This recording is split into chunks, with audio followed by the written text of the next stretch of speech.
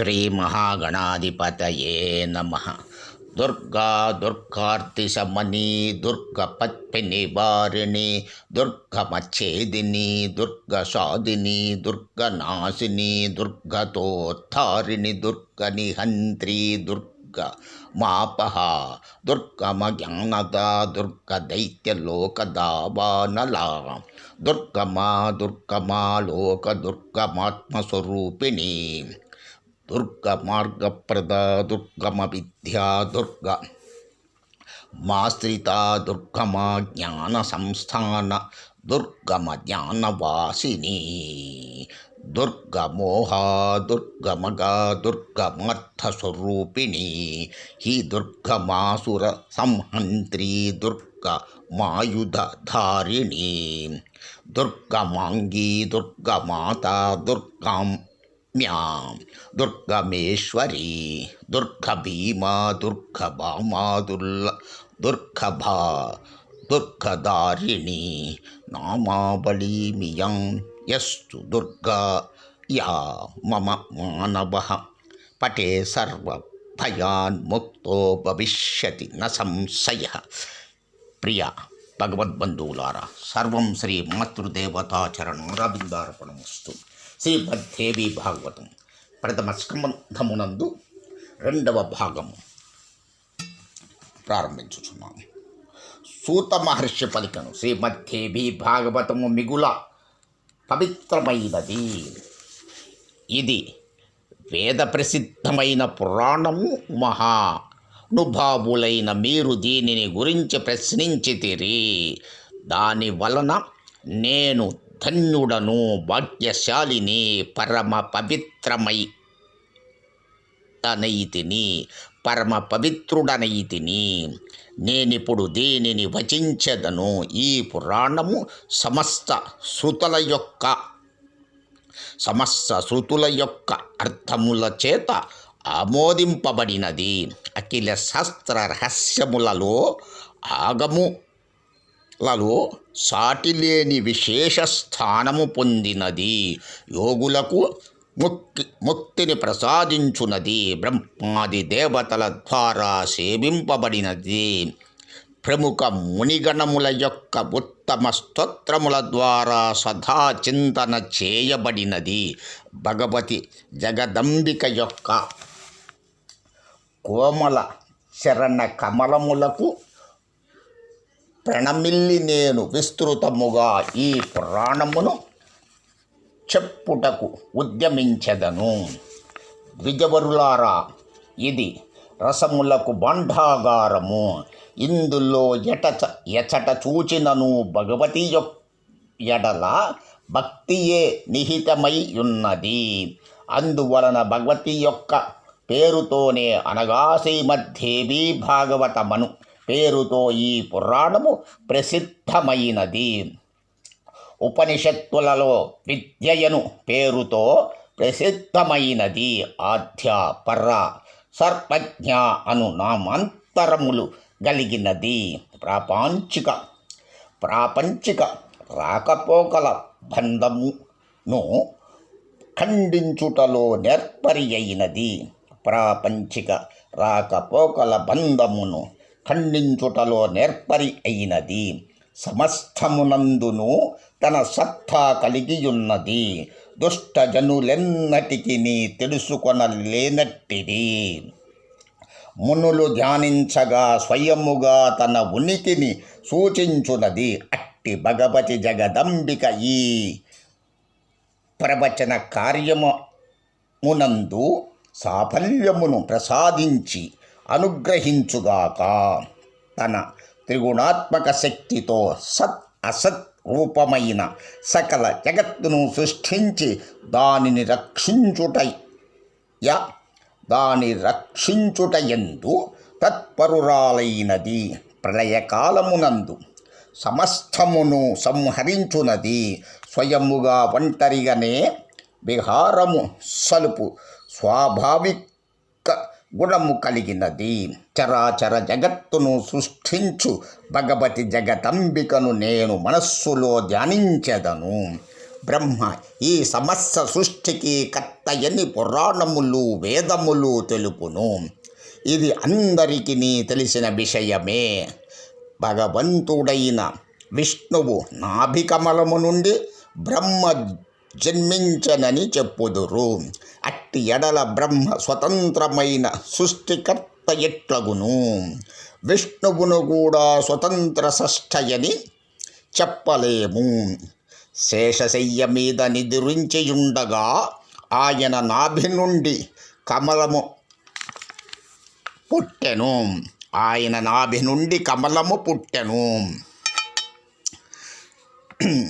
దాని నుండి బ్రహ్మ ప్రకటితుడయ్యను. ఆ శ్రీహరి కూడా ఏదో ఒక ఆధారమును ఆలంబనము చేసుకొనెను. ఆయనకు ఆధారమైన క్షీరసాగరమును కూడా స్వతంత్ర సస్థయని అంగీకరింపజాలము. అది జలము కదా, పాత్ర లేకుండా జలము నిలువదు. జలమునకు ఏదియో ఒక ఆధారము ఉండి తీరవలెను. కనుక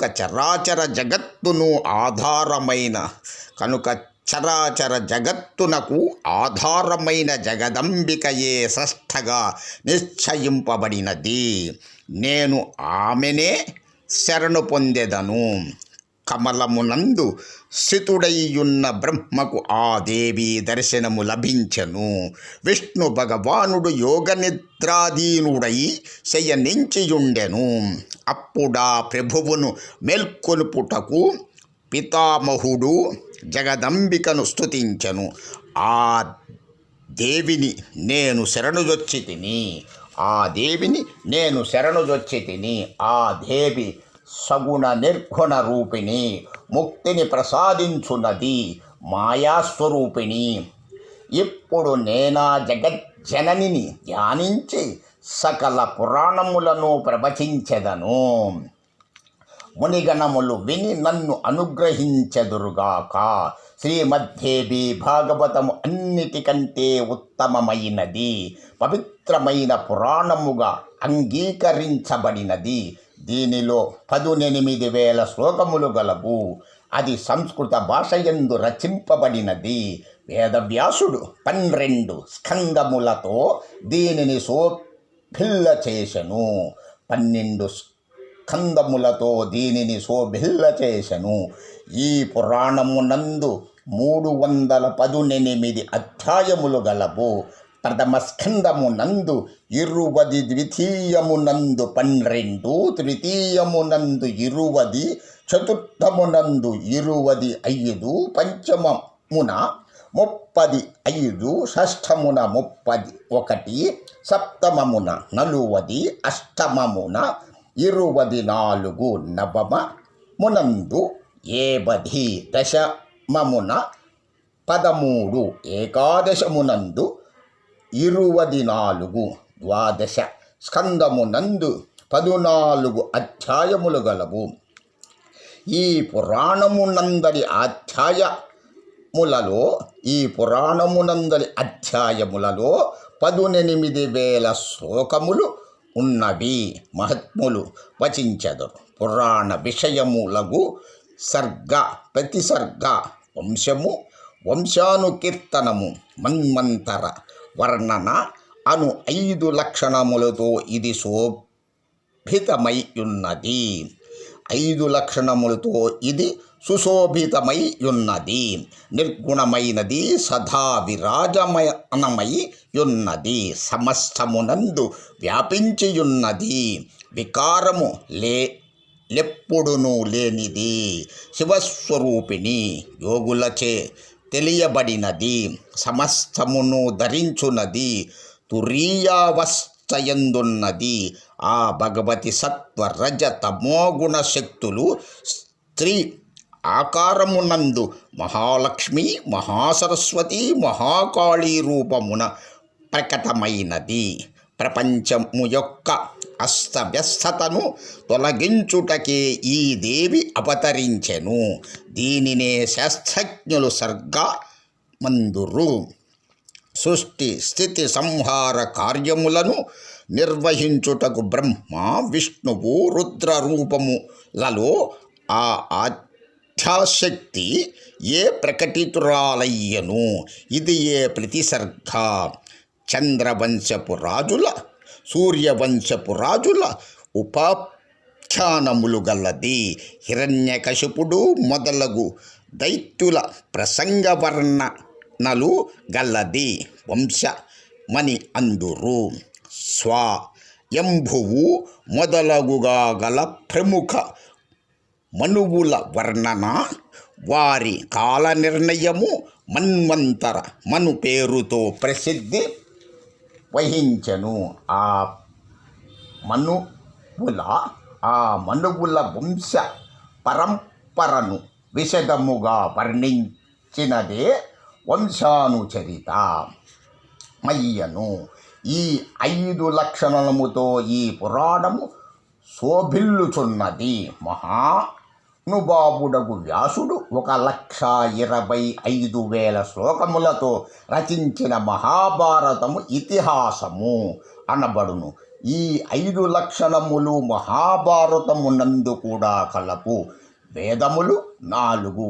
5వది మహాభారతము. దీనిని వేదముతో సమానముగా పరిగణించెదరు. శౌనకుడు అడిగెను, సూత మహర్షి, మీరు సర్వజ్ఞాన సంపన్నులు. పురాణములు ఎన్ని? వాటిలో ఎన్ని శ్లోకములు ఉన్నవి? దీనిని మేము వినగోరుచున్నాము. కృపాదృష్టితో విస్తృతముగా తెలుపుడు. మేము కలియుగమునందలి దుష్కృత్యములకు భయపడి నైమిషారణ్యమునందు నివసించుచున్నాము. బ్రహ్మ తన మనస్సుతో ఒక చక్రమును నిర్మించి మాకొసగను. మీరు దీనిని ఆశ్రయింపుడు. ఈ చక్రము వెంట వెళ్ళుడు. ఎచట పడిపోవునో అది పరమ పవిత్ర స్థలమగును. అందు కలియుగ ప్రభావము ఏమాత్రము ఉండదు. కనుక సత్యయుగము వచ్చునంత వరకు మీరిచటనే ఉండవచ్చును. అప్పుడు మేము బ్రహ్మ ఆజ్ఞను శిరసావహించి ఆ మాటలను విని సకల దేశములను చూచు కోరికతో వెంటనే బయలుదేరితిమి. ఇచ్చటకు వచ్చి అందరి ఎదుట ఈ చక్రమును త్రిప్పితిని. దీని యొక్క నేమి పడిపోయిన స్థలము పరమ పావనమగు నైమిషారణ్యమని పిలువబడినది. ఇచ్చట కలి యొక్క పన్నాగములు ఫలించవు. అందువలన కలికాలమునకు భయపడిన మునులను సిద్ధులను మహాత్ములను వెంట నెడుకొని ఇచ్చట నివసించుచున్నాము. సత్యయుగము వచ్చు వరకు ఏదో ఒక విధముగా కాలము గడుపవలెను. సూత మహర్షి అదృష్టవశమున మీ దర్శనము కలిగెను.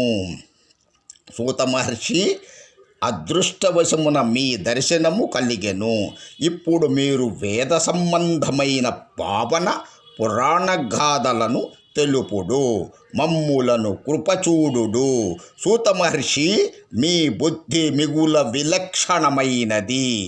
అందరును మీ ముఖార విందము నుండి కథ వినుటకు ఉత్సుకులై యున్నారు. ఇప్పుడు మాకు వేరొక పని లేదు.